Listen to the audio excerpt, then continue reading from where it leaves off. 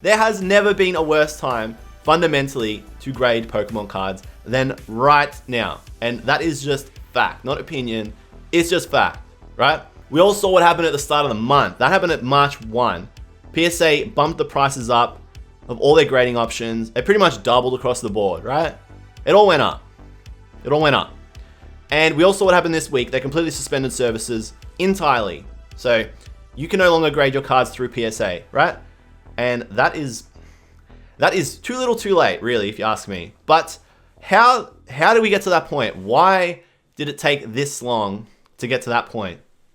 Why did it take this long to get to that point? Well, there's a few reasons, right? But we need to rewind, right? We need to rewind and look at how we got here, okay? All goes back to 2019, actually, if we really go and dig into it, right?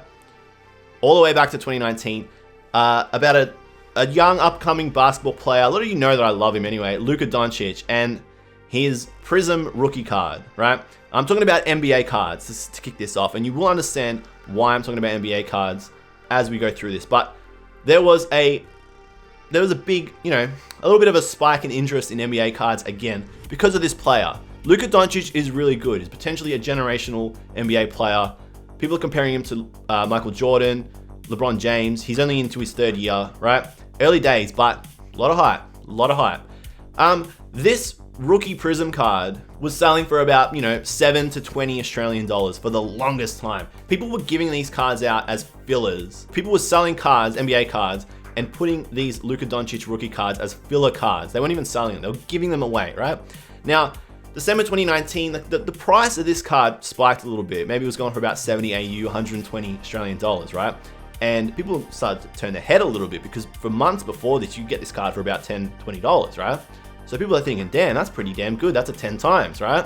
Not bad. That's just talking about raw cards. Because once people started grading that Luka Doncic rookie card, things went well and truly crazy. Now, for a long time, you could buy this card for about 500, 600 AUD, but between January 2020 and the middle of 2020, this became a 2,500 AUD card, a PSA Luka Doncic 10. I've got one, and I bought it before it went absolutely bonkers. But this is what kicked the whole thing off because Gary Vee was pumping sport cards for a long time, right? A long time. Now you're probably wondering, what does Gary Vee have to do with Pokemon? Well, the thing is, people have been grading Pokemon cards for a very long time, right? But it wasn't until people sort of switched on with sport cards that they realized that there was a lot of money to be made here. Like a lot of money, right? Sport card graders basically saw what happened with this Luka Doncic card and thought, damn, there's a lot of money to be made here. So they started sending these Luka Doncic rookie cards to PSA en masse. And not just these Luka Doncic cards, they started sending every potentially huge, up and coming rookie to PSA. So all of a sudden there was this influx of basically what was before all this known as junk cards, right? Getting smashed to PSA. And that's when PSA's backlog really started, right? Not when Pokemon kicked in. It started with sports cards, right? And that's when things really ramped up.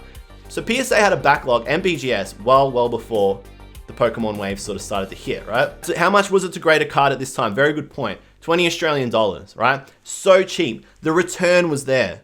The card might have cost you $20 to $50.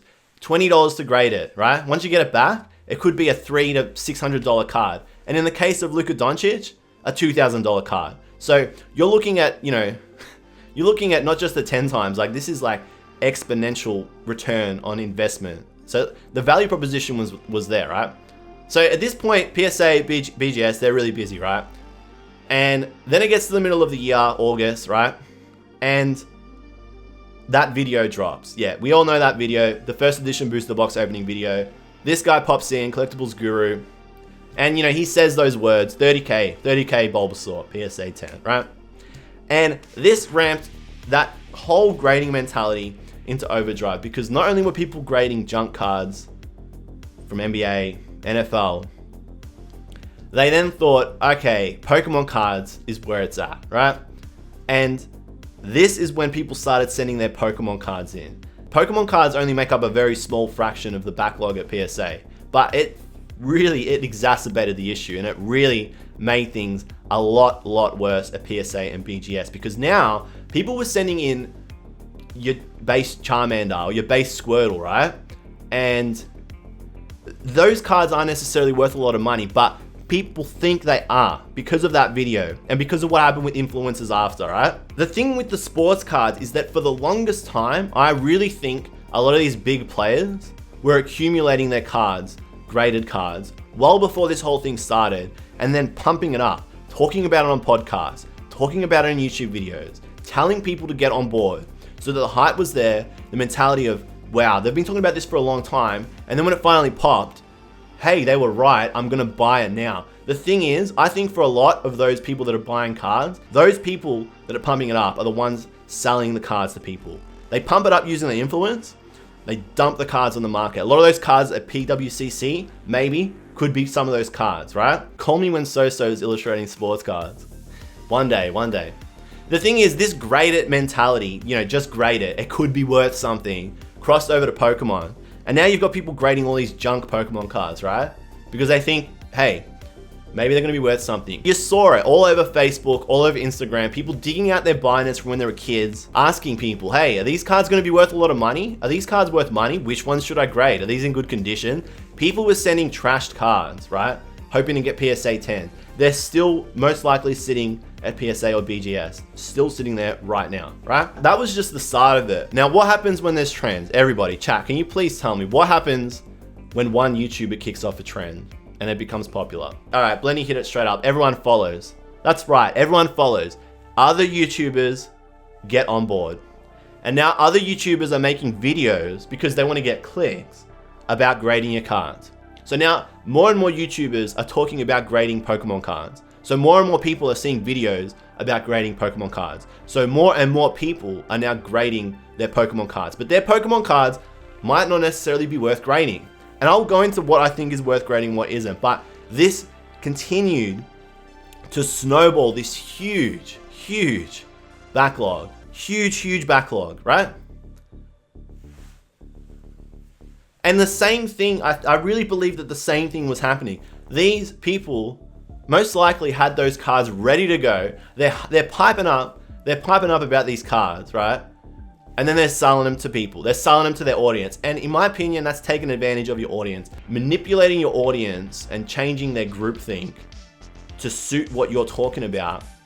And well and truly, most likely having your hand in the jar that you're trying to sell the cards to. Very disingenuous. There's a particular smiling assassin on YouTube who did it very well, right? Very well. I call him the smiling assassin. There's another one, let's call him the McDonald's gape, right? Absolute expert at doing it. Pumped it up big time. Sold a bunch of vintage packs at huge prices, tried to justify it using hype, right? And pack breakers boomed at this time. They absolutely boomed during this period because pack breakers were like, sweet, we can charge whatever for packs, right? Because people want to get in and they want to get a good card and they want to grade it straight away, right? So they're all eating. Everyone was eating, right? But all it was doing was killing this huge backlog at PSA and BGS. And what were PSA and BGS doing? Nothing at this time. Nothing at all. No one was spraying any water on the fire at all. This thing was just burning out of control, right? Absolutely burning out of control. The cards I grade are purely for myself and ones that I deem to look nice personally in a slab. Yeah, there's two types of graders. There's people that grade cards because they want to keep cards that they love treasured in great condition in a slab. They think it looks nice. I totally get it. I myself have done the same thing. And then there's another type of card grader that just wants to get good cards and sell them at a high price. Resident Evil 4, where you at? And sell them at a high price, right? And then buy the next thing, and then just basically capitalize on that cycle, and then go buy another thing, and go buy another thing. I've seen it happen in sports cards for years, right? It started to flow into Pokemon. So what happened during this time? This was, let's say we're at about October, November now, right? So what was being done to stop it? PSA, BGS, nothing. They literally sat on their hands and did nothing. Other companies got involved though. Other companies got involved and they saw an opportunity. Smart, right? CGC is one of them. Around this time, CGC became really prominent. A lot of YouTubers started talking about him. A lot of people started using them as an alternative. Personally, I am not a fan of CGC slabbed cards at all, right? The reason is the label looks trash. I'm sorry, it's just how I feel. Don't take it personally. I know a lot of people like it, right? CGC, if you're watching, It is what it is. Fix that damn label though, please, right? They also can't center the number that they grade the card with, which I think is just absolutely insane. Just align that thing, please, right? CGC get involved, right? And then they start to get it really popular, and YouTubers start catching on and promoting them too, talking about them. But CGC, right? The thing you're gonna remember, and a lot of people don't know this, is that CGC got caught astroturfing the Elite Four forums by SM Pratt. If you don't know what astroturfing is, right? It's alleged that they made a bunch of accounts, fake accounts, using the same IP address, right? So they could talk about CGC on forums, pump it up. And these are alleged to be staff members talking about how good CGC grading is and how it's such a great viable alternative. So I instantly question the motives of this company and the integrity of them, right? Instantly question the integrity of this company. If you don't believe me, you can Google this. Just type in CGC astroturfing. It's all there for you to read. Go and get some tea. You'll enjoy it, right? And the other thing is that they graded a stolen card. If you remember that shiny Charizard VMAX, which was alleged to have been stolen, right? They graded it before it released as part of Shining Fates. Now, I highly question the integrity of this company. This is why I cannot get behind grading cards with CGC. Not only is the label trash, but their integrity is just, I don't think it's there, right? So that was what was happening, right? PSA, BGS were doing nothing. CGC were having a bit of fun, getting involved, seeing a bit of rise in popularity, right? And the other thing that was happening, a bunch of no-name companies started offering grading services. We saw this a lot in Australia. I'm sorry, but they're trash. They don't offer. They came in and started offering grading services, and people started seeing this as a cool alternative. I just saw it as a cash grab, because all they're doing is looking at your card saying, yeah, not bad, putting it in a slab, giving it a number out of 100, and then writing a little letter about it. And most times the card looked trash. And that card is not database. Like, those companies, they don't charge the same amount, but those companies don't provide any of the services that PSA and BGS provide. They don't provide a serialized database, you know, the QR code at the back that you can scan, like things that authenticate it, the DNA sticker on these slabs, right? The reason why you go with companies like that, right? Those companies were just looking at it as, hey, there's a gap, there's an opening in the market, people want to grade cards. I can put a card between two pieces of plastic and seal it. Yeah, I've got a grading service now. I put a label in, bang. They're all over Australia, do not use them. So there was this huge gap, and that happened between, I don't know, let's say November and February, right? And then of course, yeah, we get to March and PSA bumped the prices up in an attempt to slow down submissions. But we all know what happened there. All that did was increase the amount of submissions as everybody rushed to submit their cards, right? Everybody rushed. By the way, Silver Snare, hello and happy Easter. I'm sorry I missed that. Everybody rushed to grade their cards and get in, right? Because they knew a storm was coming, right? They knew a storm was coming. And then a month later, PSA cut submissions off altogether, right? So not only did they double the prices, a month later, they just cut them off altogether. And now you can't even send your cards to PSA. So what does that mean? Well, we saw a lot of panic when that happened, because a lot of people then decided, yeesh, all right, let's look at the alternatives. So what's going to happen? Naturally, BGS is about to get a whole lot busier. And do not be surprised if BGS suspend their services. BGS are also extremely under the pump. And they have a huge backlog also, right? A huge backlog. CGC is probably going to see a surge in popularity, but honestly, I don't think that company has the resources to handle what is about to happen, because they're already getting popular with YouTubers and influencers and people that are trying to grade their cards as an alternative. I don't think they're going to be able to handle what's about to happen. If all the PSA traffic gets directed to these smaller companies, may God have mercy on their souls. Good luck. They might be able to, who knows, but I don't think it's going to play out like that at all, right? I think it's the worst time to grade cards for multiple reasons. I've outlined most of them. I think all the middleman services are about to get overwhelmed too.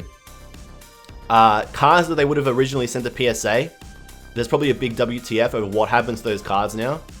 Cards that are on the way to PSA, again, what is going to happen to that? What is going to happen to those cards, right? They're going to have a huge influx of cards that were meant to go to PSA that are now going to have to get redirected to CGC or BGS. I don't see how they're going to handle it. A lot of these middleman services, they're people that just work full time and they do this card bulk submission as a hobby. So again, I don't see how it can work. And as a collector myself and someone who likes to grade cards, I do like to grade cards I like. I'm just not grading them because at this rate, you're probably not going to get them until 2023. You're not going to get that card back till 2022, 2023. Who knows, even 2024. Who knows what's going to happen? And at that point, I really think this whole fad will have completely died down. Because this fad, the Pokemon card collecting, peaks and troughs. We're at the top of the wave. When we get to the 25th anniversary in October, it's going to cool off. Naturally, people are going to move on because between the 25th and 30th anniversary, I think people are going to move on, find something else. There's only so long this level of interest can be held in the hobby. Big YouTubers have already moved on. I'm not going to name them. Big YouTubers have already moved on onto something else, right? Onto something else. They've left the game. Their influence is gone. People are going to be watching something else now, talking about something else. So when those cards come back, if you've submitted cards to sell when they come back because you want to make money, good luck. Because everybody's going to be getting their cards back at the same time. And what happens when everyone goes to sell at the same time? A crash. Because if you're going to drop a billion Pikachu Vs from Vivid Voltage on the market at one time, PSA 10s, mate, there's going to be too many. And this is going to be happening for every single type of card. Because people have graded trash. Look, nice cards, right? But not cards that I would grade. Not cards that I would grade. Cheap cards, basically. It will be the perfect time to buy. And you know what? I think what will happen is that'll be a perfect buying opportunity for then that cycle to continue. So that when the hype comes back for the 30th anniversary, and you do know that 30th anniversary is going to bring the hype, well, you'll have the cards sitting there ready and waiting to sell on everybody. Make your money. You heard it here first. I've planted the seed, people. So that is why I'm not grading my cards. I just don't see the point. I can just grade my cards. I can send them in 2023 when everything cools down, and hopefully all those grading companies get it together and have the resources to grade those cards in a timely manner. But I don't see the point in sending a card I love to PSA to sit there for 1 to 2 years, and who knows when I get it back? Who knows? Who knows when I get it back? And when I get it back, what's it going to be worth? As for cards that I think are worth grading, look, we've sort of spoken about this a little bit. Cards that you just want to have in a slab because you like them, right? Because you like the way they look in a slab. They mean a lot to you. Get them graded. Go for it. I'm all for it, right? Do it. Cards that you want to grade because you think they're going to be worth money. I don't think a Pikachu V, the ordinary ultra rare, is going to be worth it. Don't waste your time. If it's going to cost $50 to grade that card, it's not going to come back worth more than what it's cost you to grade it. I'm sorry. That's why I think grading your cards now could be a waste of money, because by the time you get it back, it's not going to be worth what you think it's going to be worth. And you will have wasted your money, in my opinion. That's why I'm saying, nope, I don't want to waste my money. I'll just buy something else.